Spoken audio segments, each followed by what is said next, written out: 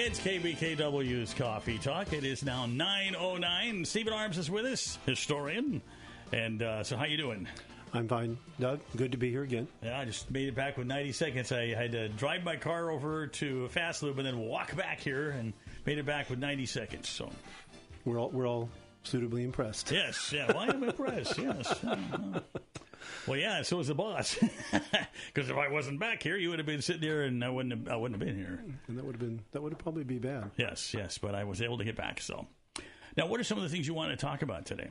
Well, I generally asked you what you want to talk about. Well, one of the things I sent you a text. Yeah, we talked about the idea that there have the United States had a lot of other negotiations in its history dealing on the world stage. And I mean, well, yeah, tremendous amounts. I mean, just between, say, the 1950 to around 1990, the United States has 60 treaties that were signed in that period of time. So, I mean, it's a huge, issue for people to be thinking about these days, especially in dealing with the fact that we're now dealing with the situation in North Korea, which, again, the administration wants to actually not do a deal. They want to actually have a treaty, which they couldn't have to, because one of the products of this is they're going to have to end the Korean War, because we are technically still at war with Korea since the Korean War period. And we're also negotiating with the Chinese, because you notice that the leader of North Korea is in China at this very moment right now, getting some, I'm sure, instructions or whatever from China. Well, China has a tendency of, the pressure on China is probably what's got us here more than anything else. China is concerned with economic pressures, and it does a lot with the United States, and I think the Trump administration putting pressure on them is why we're even here. Yeah, I get the same feeling. Let's go to our listener line. Hi, you're on the air. Hi, it's Jules. I want to give you gentlemen a shout-out, and our construction workers and the police and the fire department, and keeping our town safe, and thank you for entertaining us. You mean the first responders or us on the radio? Well, no, I'm listening to you. But okay. You guys, no, I the fire department in Aberdeen, I can see out my window. I watched TAP burn down. So I just given a shout out to everybody in the harbor that continues to be strong. Okay. And build it back up. And I want to thank you, gentlemen, for what you do. Well, thank you very much. Yes, you bet. All right. Okay, bye. Bye-bye. Yeah, first responders and police, firemen, and when you want to talk about the definition of the word hero, you almost always have, one of the first people to be considered, that and our soldiers and military, of course. Yeah, because you're supposed to run toward danger, not run away. Which is against most people's survival instincts. And in the military, they send you toward danger, and again, all different parts of the world. But that's how it is. So, but as far as we're talking about North Korea. Yeah. I think this negotiation I thought was fascinating. I mean, I think there's a huge amount going on in the background. One of the things is John Bolton. I mean, Bolton is somewhat thought of as a real hawk dealing with, as far as, and that's an interesting point. I think Bolton's just the point that says I don't eliminate the idea of military action as a proper response. And I literally think he was kind of the stick that Trump was using against Chairman Kim there. And even the fact that they started calling him Chairman Kim, I mean, in a weird way, Trump's interesting because people get mad about Donald Trump because he's such a BSer. But he's a man who believes in the use of persuasion, sometimes over even the necessity of facts. And because he wants to accomplish a goal. I mean, and he was obviously there he granted respect to Kim, and you're going, well, the man's a brutal dictator. I go, well, FDR sat down with Joseph Stalin at the Yalta Conference. Joseph Stalin, at that time, the collectivization of the Ukrainian farms had killed as many people as Hitler killed in the Holocaust. So let's, keep perspective on dealing with monsters. But you got to get real. Sometimes you have to go negotiate with these people. You don't have any choice in the matter. Well, if you went to the United Nations right now and did a poll of those countries that are actually dictatorships or autocratic governments, you know what you'd find? A majority. I mean, most of the people in the United Nations are some form of dictatorship, too. They may have the trappings of other type, like Putin would be an example. They have the trappings of a democratic, quote-unquote, society, but it's not the case. And sometimes you have to deal with people. And I thought it was interesting that one of the issues, especially dealing sometimes with, you spend time in the East, the culture of Asian culture, respect is I never went to the Eastern Pacific. I was all in Europe. Okay, my mistake. But there's a definite indication of the idea of honor and respect. I mean, I have a friend who lives in Japan, and it's very much in the case. And granting that little bit of equality on the stage that Trump allowed, you say, well, that's a big victory for him politically. He would put forth whatever propaganda he wants anyway. It doesn't matter. Mm-hmm. But it actually elevates into a circumstance and giving honor where they can actually, I think, are more receptive to actually work and come up with a solution. And we mentioned earlier, you and I were talking, I think that, we're going to see the end of the Korean War within the year. Yeah. And I think we'll both see a reunited Korea. I'm not sure exactly what having this big war with China, trade war with China, or for that matter with the EU right now. But then again, he wants to be boss of the world, and a good way to be boss of the world is I'm not cooperating. Well, Trump's not cooperating. Well, no, he's messing up everything. Not messing it up, but he's messing with it. So he's messing with the European Union. He's messing with the Chinese. He's messing with North Korea. Messing in a way where some people would say, well, what the hell is he doing? Well, he's doing things his way. But if he accomplishes what he sets out to do, that's probably more of the bottom line than anything else. And I think that's ultimately is the issue with Trump. Is I think he will shake the bag and dump it out until to make things different. To see, because what you're doing, I get news for you. What we're doing right now isn't working. We're running massive trade deficits with countries. I mean, they literally, some of the, again, he's a BSer on things, but he gets accurate on things. We do not have fair trade. I mean, it strikes me as very common sense. Why don't you just have whatever tariffs you want to have on us is the tariffs we'll have on you? And the European Union would scream and have pink kittens over that. Well, no, because they want to be making extra money and selling us, but they don't want to be buying our inferior American products, of course, by their standards in Europe. I don't know. There's a lot of things our cars are better than theirs. Oh, I agree, but I'm talking psychology, not reality. Oh, okay. There's a lot of Europe that doesn't seem to want to be interested in American products because, they're European. See, they don't drive as hard as we do. They don't drive as long as we do. They may drive faster. So their cars don't have to be as reliable on the long haul as we do here because we drive more. We do. And so, they don't have to, their reliability doesn't have to be as high in some cases because they don't drive that much as compared to us. People don't know that, but that's true. Oh, it is. It's the case. Yeah. You may be able to really move very quickly on the Autobahn, but it doesn't change the fact that we drive our cars a lot. Americans, we didn't have cars. One of the tradition of being American seems to be these days is that everyone in America drives. Unless you live in a big city and then you're just sitting in a traffic jam. Well, yeah. Well, then you might as well just open a park. Yeah, but you get what you want. I mean, if you want to live in the city, pay all that money, and have all that traffic, that's your problem. I agreed. I just was up in Seattle on Saturday helping my daughter move into a new place. And I mean, if you could have found me by the blue streak coming out of the side of my car every time we hit the traffic and construction and everything, it's like you can't get there from here not quickly. It's crazy. You could walk faster in a lot of places. But people put up, they say, well, that's just how it is living here. Okay, you don't know much about the rest of the real world, do you? A lot of worlds, people move around pretty quickly. Yeah. So anyway. And so, what else should we talk about today? Unless you want to go on more on North Korea. Well, let's take a break and then we'll be back. And of course, if you've got some suggestions, American family owned and proud of it.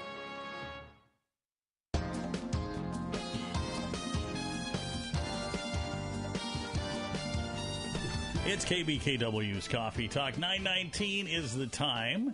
And now, getting back just a little bit to the negotiation process, where obviously when it comes to how many ambassadors and all this sort of things that are dealing in diplomacy, Trump has basically not rehired any of the people you let go in certain areas of that part of the government where you have ambassadors, where you negotiate treaties, so on and so forth. He's way down on the numbers that he needs. Do you think part of that is it was kind of that they had too many people in some of those positions to begin with, or not? I think there are generally more because, diplomatic positions are cushy jobs. They're generally given to people unless you happen to end up in Benghazi or something, then it could be a problem, obviously. But if you're talking about most of them, they're pretty cushy jobs. I also noticed one of the problems of the ambassadors, like a lot of other positions, have to be approved by Congress. This Congress has slow-walked everything. He's down 200 and something from what his appointment should be, because there's been so much resistance in that way. I think his whole point is that as long as you have competent people who are running it, I think Pompeo probably falls into that category nicely. Former head of the CIA, and graduated top of his class at West Point. Nothing about this man I've ever heard is bad. And he's obviously a hard negotiator and has been handling most of the behind the scene things. That's what's interesting about this is a lot of times when a lot of diplomacies are handled, it'll be very out in the open and all that. But there's a lot that you don't need to know about. There's a lot of conversations, a lot of things that are it's just minutia going back and forth. And if you can cut through all that, when they were originally negotiating the peace talks toward the armistice of the Korean War, there were debates on where the chairs are going to be set that lasted for days, because people just got into such ridiculous minutia on this. I don't think we're dealing with that now. I think there's a much higher, closer timetable. One of the things I really thought was interesting about this, and it got a huge amount of scorn in the media, was that video that Trump had that he showed to Kim Jong. Oh, right. The one that it was like a movie preview. Yes. And all the people, how stupid they were for doing that, and obviously they don't. Trump is a fool, doesn't know what he's doing. Well, it was Bolton's people that actually put it together. It was, if you looked at it, it was very similar to the propaganda videos that North Korea uses. It was specifically targeted to Kim Jong-il. And people go, well, that's, I thought it was stupid. I go, it wasn't directed to you. It was directed to a very specific audience to get his attention, to say, here's a way of looking at the world that is different than what you're seeing. You want to have a country that is welcome to the 21st century? Because his big concern is he wants to stay in power. Well, he's a dictator. He wants to stay in power. Well, it's family, though. It's more than that. It's basically what would you call it? Not an empire, but it's a dynasty. Dynasty. Well, because again, similar to the Japanese emperor in World War II, there was that they considered to have a divine past is why that you're there, and so the people still support. Though, and you think about it, with all the horrible things that country has, it's almost 25 million people almost living in the equivalent of concentration camps. And that's a little bit overstated, but it's a horrible place to be living.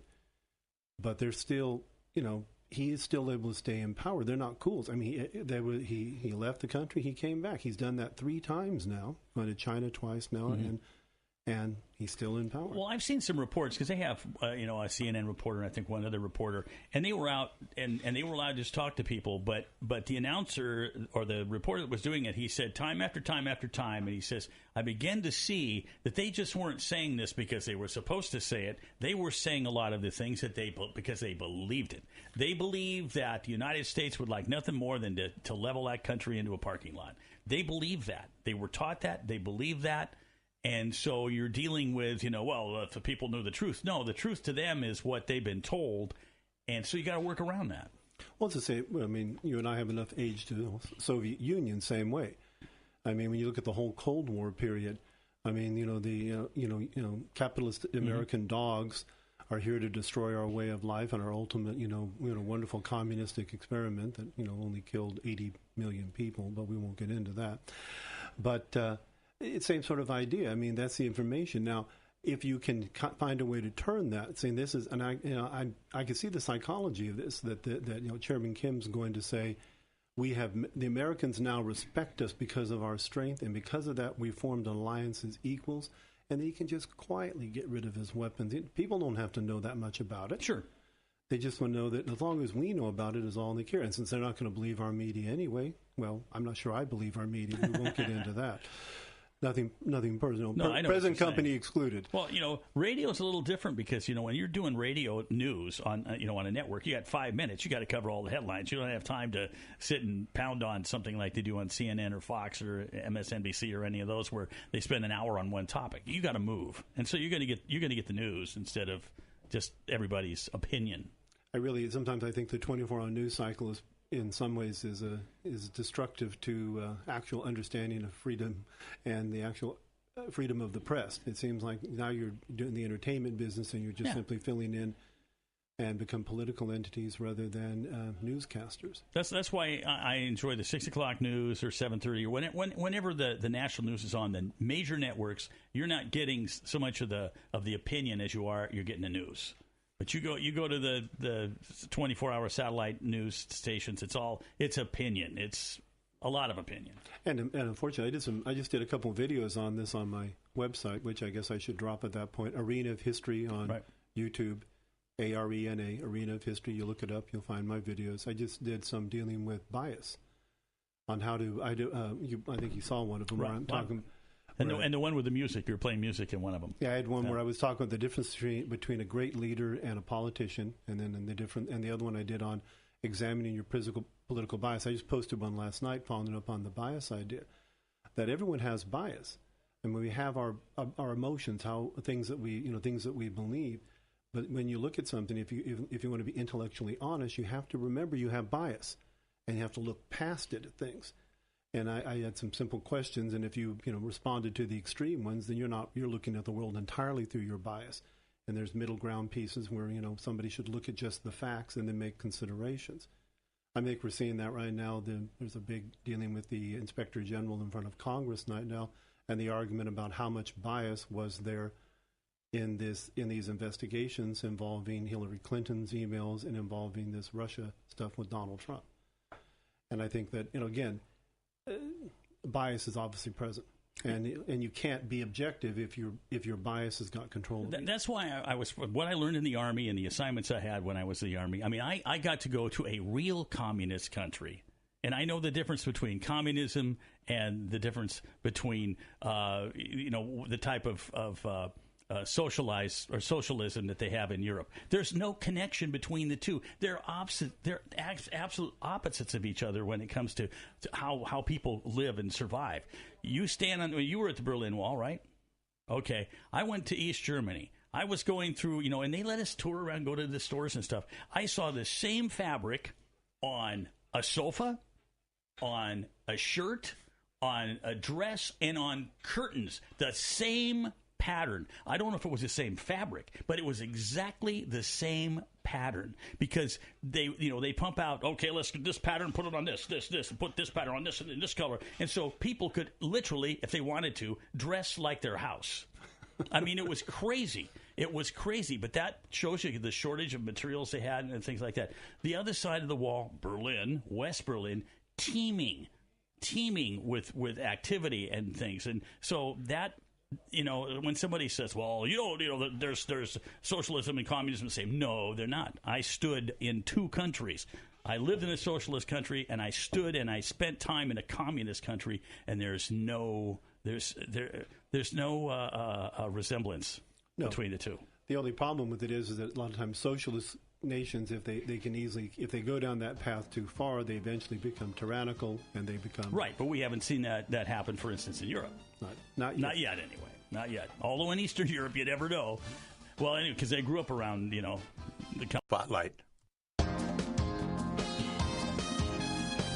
It's KBKW's Coffee Talk. It's 9:37, and Stephen Arms is our guest. He's a professor and also a historian, and we're talking about general issues, one of which came up this morning when Boss Bill and I were on during the Poppycock segment, and that is the separating of children from their parents that came illegally into the country looking for asylum, and so also my understanding too is they're just overwhelmed by the number of people.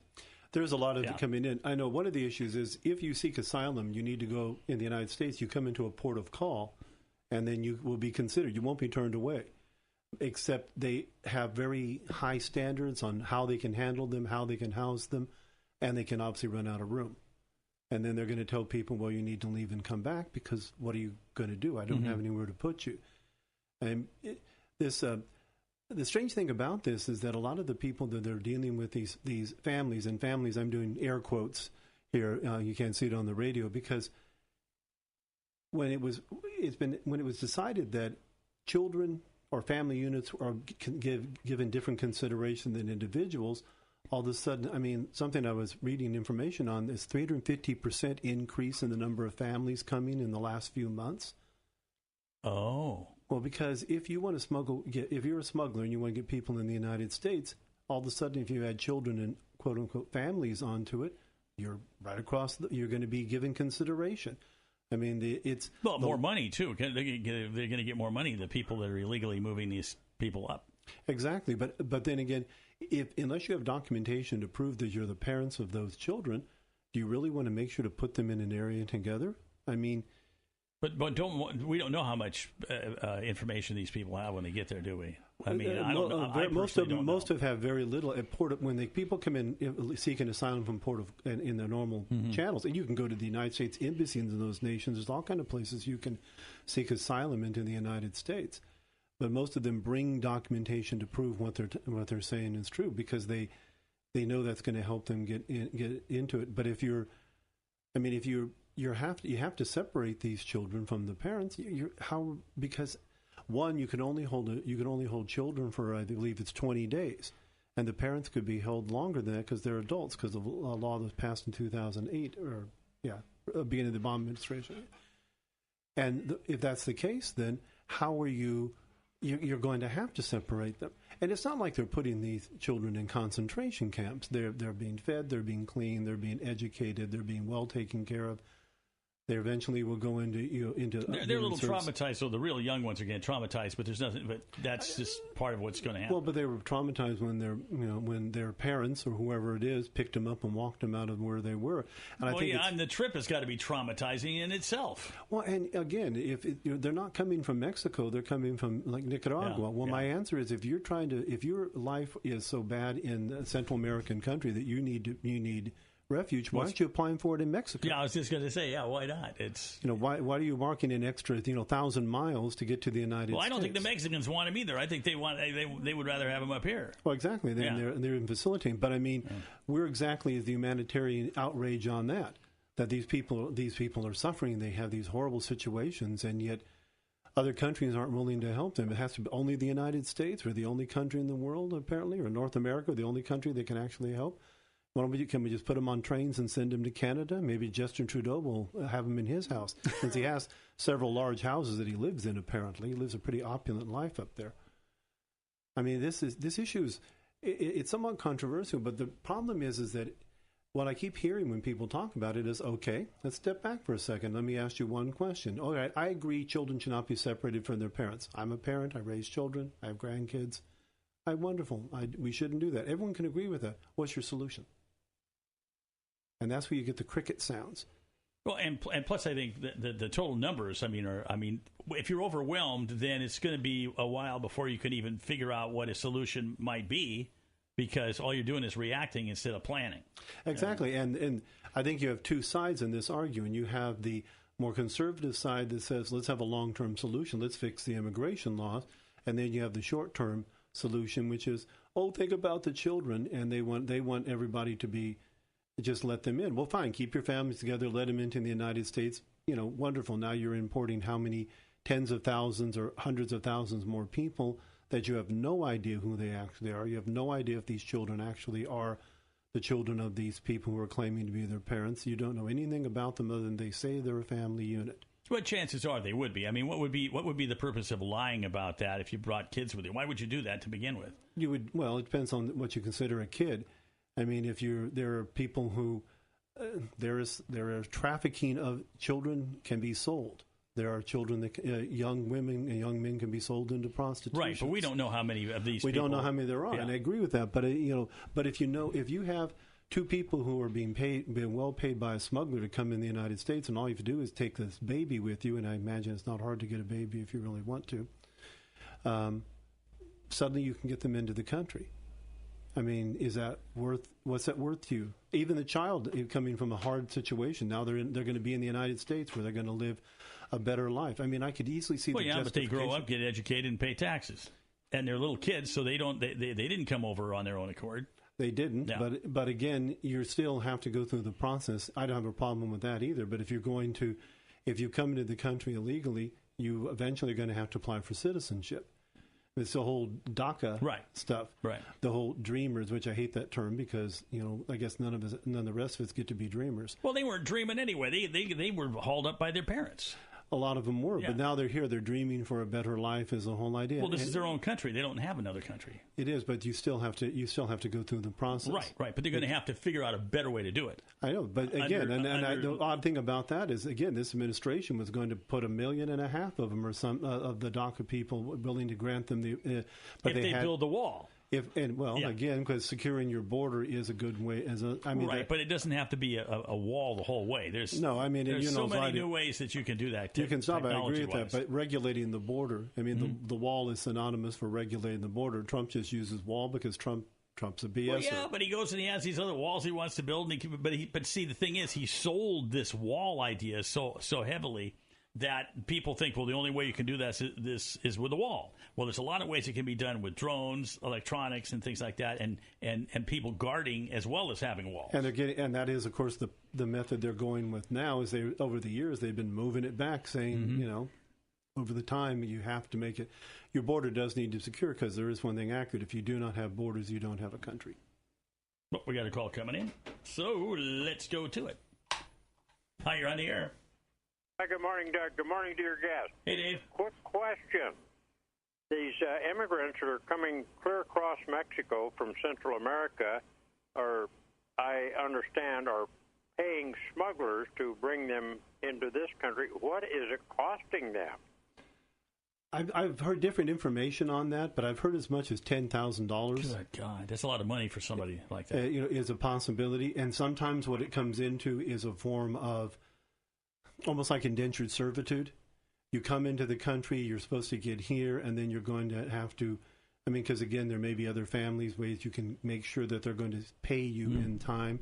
Or again, girls sold into prostitution, drug running. There's a lot of criminal activities involved. And people say, oh, you're calling them all criminals. I go, well, one, if you enter the United States illegally, you have committed a crime.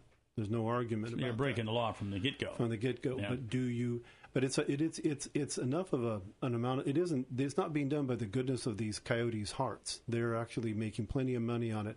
I've heard as low as 1,000, but as high as 10. And who knows?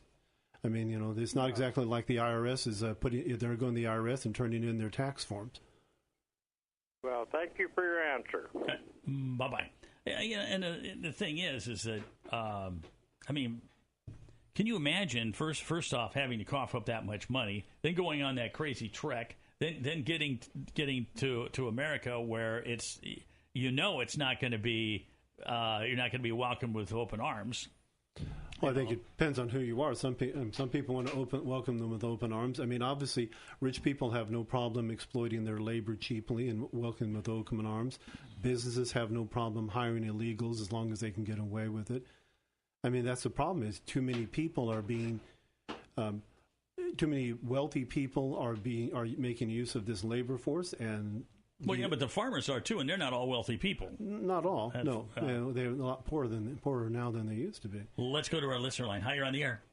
Hi, you guys. I am a Trump supporter, but I have to say I'm disappointed in this child separation thing. And I watched a show about some federal prison where they're taking women that have committed pretty serious crimes, and they're allowing their children to be in prison with them. And I think at the least he could if he's going to detain these families, detain them as a family, because we're actually letting hard criminals raise their children in federal prison.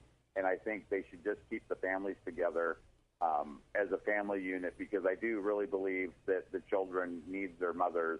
No matter what they came here for, I think they should. If they can let prisoners that have been arrested for selling crack cocaine have their kid in prison with them, I think they should at least, at a minimum, let these families be a family unit and do it different instead of separating. I just don't think he should separate the families.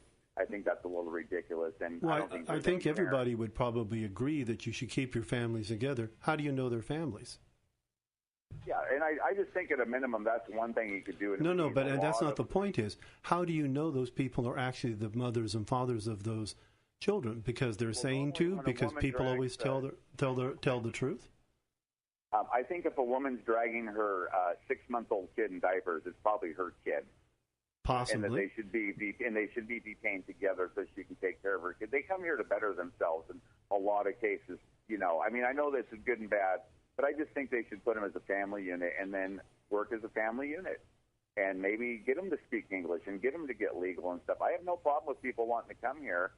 They're struggling everywhere in the world, But I just think that the separating of the children is a little ridiculous. And I voted for the guy, but I think that's something you should change. And you can do it in a split second. All right. Who knows? That may happen with all the. Well, it's not his job to change it. It's Congress's job to change it. Congress is the one that put the laws in place. He's kind of whipping Congress in a sense. Well, Congress is got Congress is made of elephants and donkeys, and sometimes you need to hit them with 2x4s to get them moving. He's got a buggy whip. I think he's working on him. Because this is the point. The gentleman. I understand. Everyone agrees you don't want families to be separated, but it's not. There's not a solution. If the Trump administration either has to ignore the law and put forth its own ideas on it, which is say, okay, we'll let the families go, we'll put them together, we'll do it. But that's not what the law says. Fix the laws. I mean, I think it's fascinating that there are people who are total Trump fanatic haters, and yet they want the Trump administration to be making decisions now on which laws it should enforce and which laws it shouldn't. Harbor, Northwest Collision, exceptional service, high-end equipment, blue-collar price. It's KBKW's Coffee Talk. It is 9:50. Stephen Arms is our guest, and we have a listener on the line. Hi, you're on the air. Hi, Steve. Gentlemen, I'm 57 years old. My son is 25. We're all humans. This is horrible. I can't imagine being taken away from my parents as a little child, not knowing what's going on, trying to leave a horrible place to get to a better place. It breaks my heart. Well, I think everyone agrees with that. And I think actually the Trump administration agrees with that too. Trump has said that himself. I don't even have any words for it. I'm going to Well, they are breaking the law by coming up here. Absolutely. Yes. I understand that. Do it legally. I'm not from here. I'm not native. I'm German and I'm Prussia. My ancestors. Well, yeah, but you were born in America, right? Yes, okay, I was. that's where you come from. You're an American citizen. Yeah, you're an American citizen, born that way. And I did it right. And I worked for the American Red Cross, serving King and Kitsap counties for 19 years. And when people were repatriated or they came to the, what's it called? Down at the city center on the 4th of July, and they got their citizenship. Do you know what? I could not pass that test. Well, most Americans would have to go to classes. Most parents would have to go to classes. Yeah, I think I could probably pass it, but it is in my wheelhouse. But let me ask you a question. Then, what is the solution? Do you just allow anyone who comes into this country that says they're a family to allow to come into the country? And if that's the case, who needs to fix it? That's a big question. You know what? I've been homeless for 8 years. No, you're going to have to hurry because I got a call on hold. So right, but I did it. I have my own place. I did it. I'm respectable. I did my work. So that's what needs to be done. You come here and you need to do your work. But you were already here, so you didn't come to America. You were born in America. Right, but Doug, I'm saying I was homeless for 8 years. Okay, I understand that. So okay. I've done the work, and you're right. I was born here, but my grandmother, my good German grandmother, and I think you're. We have another caller. Yeah, we're going to have to be polite and let the other person come in. We're going to have to move along because we've got a call on hold. Thank you. All right, bye-bye. Hey, let's go to our next caller. Hi, you're on the air. Hello. Hey, I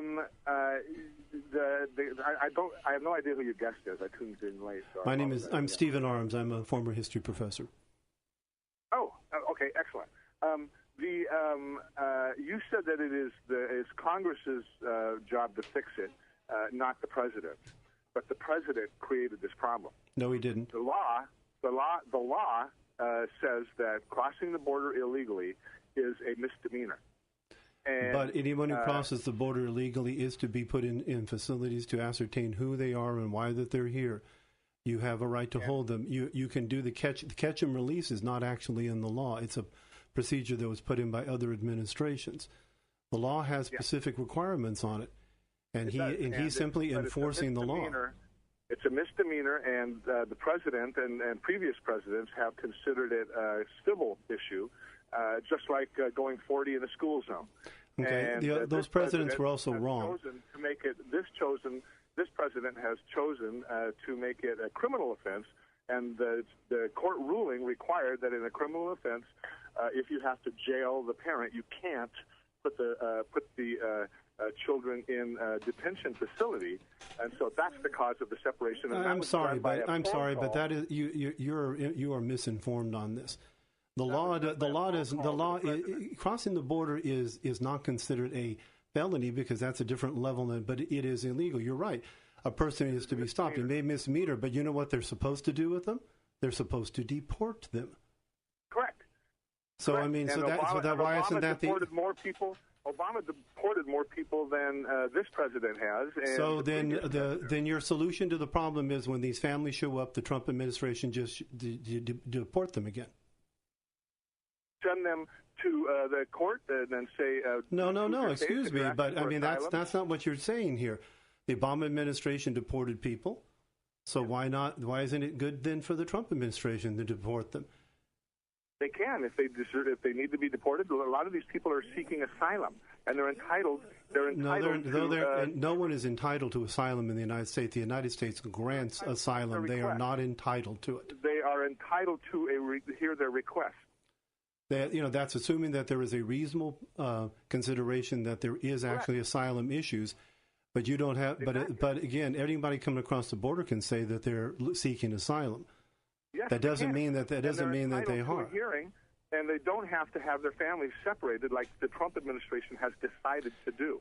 I'm sorry, but you're in the nonsense range again.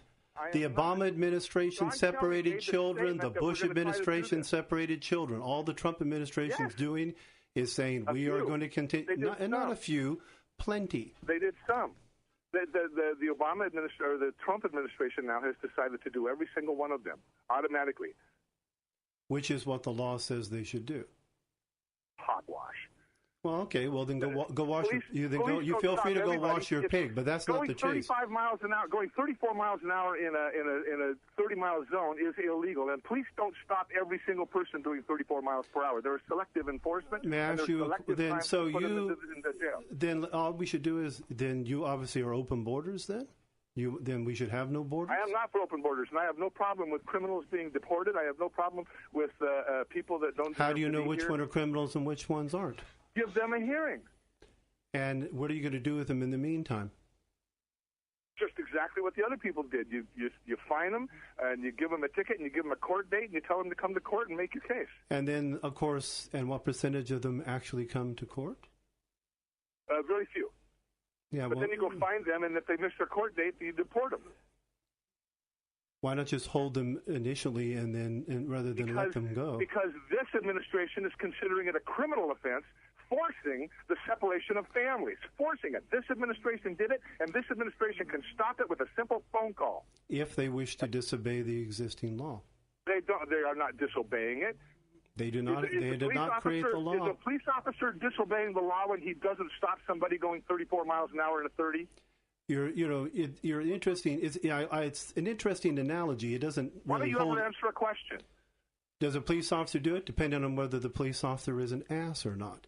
You could argue, but that is neither here nor there. I've been pulled over once for going 5 miles over the speed limit. The only time I got a ticket in the last 20 years. So. Obviously, it is the case, but that is not the case here. If you want to solve the immigration issues, then you need to have Congress actually make the laws and change force force the issue by putting kids in detention, separating their families, and forcing the issue. That's what this is all about. That's what this is all about. They're separating families. They're ruining families. These kids are going to be scarred for life. Oh, they're not going to be scarred for life if they're in this situation for a few months, especially if they're little. They're going to forget about it. But you're science, Doug. You're wrong. Okay, you're wrong. Well, congratulations. I guess you have more omniscient view of the world than we do. It doesn't change the fact that they are breaking the law, and the Trump administration is enforcing the law. It doesn't matter. It does not matter. If you wish to join the quest for knowledge, the battle for truth, please hit the like button, recommend my channel to others, and of course, subscribe. Thank you kindly.